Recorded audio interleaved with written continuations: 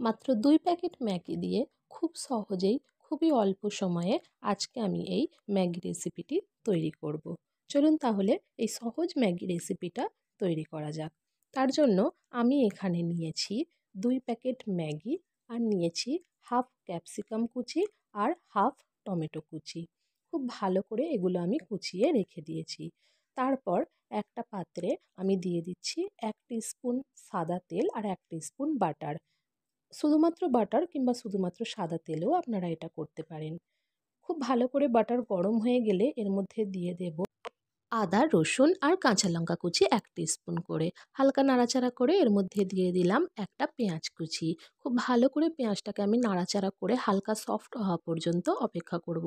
পেঁয়াজ হালকা সফট হয়ে গেলে এর মধ্যে দিয়ে দেব কুচি করে রাখা ক্যাপসিকাম আর টমেটো। দিয়ে দিলাম স্বাদ অনুযায়ী লবণ। দিয়ে আবার খুব ভালো করে আমি এটাকে মিশিয়ে নেব। ততক্ষণ আমি মেশাবো যতক্ষণ না ক্যাপসিকাম টমেটো একটু সফট হয়ে যায়। তারপর এর মধ্যে দিয়ে দিলাম সামান্য পরিমাণে হলুদ আর লাল লঙ্কার গুঁড়ো।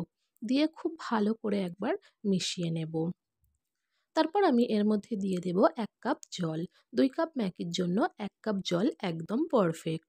জলটাকে খুব ভালো করে আমি মশলার সঙ্গে মিশিয়ে নিয়ে এর মধ্যে দিয়ে দেব টেস্ট মেকারগুলো। টেস্ট মেকার দিয়ে আবারও খুব ভালো করে নেড়েচেড়ে এটা ফুটে যাওয়া পর্যন্ত আমি অপেক্ষা করব। যখন এটা খুব ভালো করে ফুটে যাবে তখন আমি এর মধ্যে দিয়ে দেব ম্যাগিগুলো। ম্যাগিগুলো দিয়ে গ্যাসের ফ্লেম লো করে আমি এটাকে ঢাকা দিয়ে রান্না করব ২ থেকে ৩ মিনিট। ২ থেকে ৩ মিনিট পর ঢাকা খুলে আমি ম্যাগিগুলোকে উল্টে দিয়ে খুব ভালো করে মিশিয়ে নেব।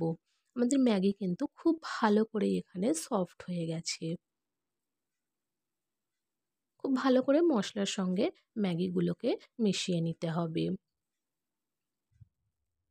এইভাবে একবার অন্তত বাড়িতে ম্যাগি বানিয়ে দেখবেন, খেতে কিন্তু খুবই ভালো লাগবে।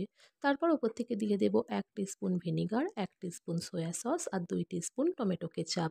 দিয়ে খুব ভালো করে আবারও মিশিয়ে নেব। ভিনিগার না থাকলে কিন্তু আপনারা স্কিপ করে যেতেও পারেন।